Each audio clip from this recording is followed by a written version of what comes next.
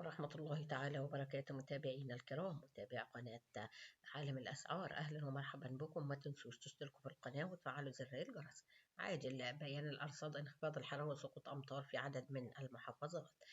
نتعرف على تصريحات هيئة الأرصاد، حيث أن هناك انخفاض للحرارة ومنخفضا جويا جديدا يضرب البلاد، مما يسبب الشعور بالبرودة والظواهر الجوية.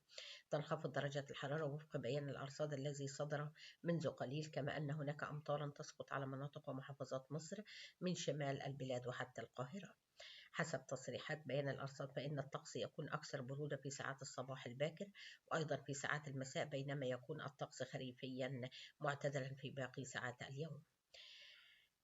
هناك ظواهر جوية تسود في مناطق المناخ المحلي، حيث أن ساعات الصباح الأولى تشهد شبورة مائية على الطرق المطلة على المسطحات المائية والزراعية، كما ستكون هناك سحب مجمعة على تلك المحافظات شمال البلاد حتى القاهرة الكبرى وشمال الصعيد ووسط سيناء، وأيضا مرسى علم، شلاتين، حلايب.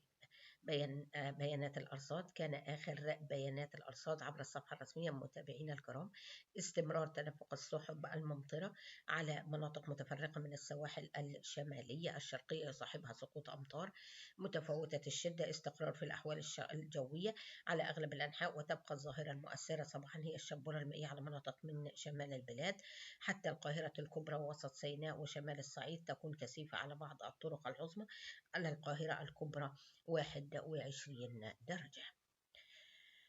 قبل ما ننهي الفيديو، ما تنسوش تشتركوا في القناة وتفعلوا زر الجرس، والسلام عليكم ورحمة الله تعالى وبركاته.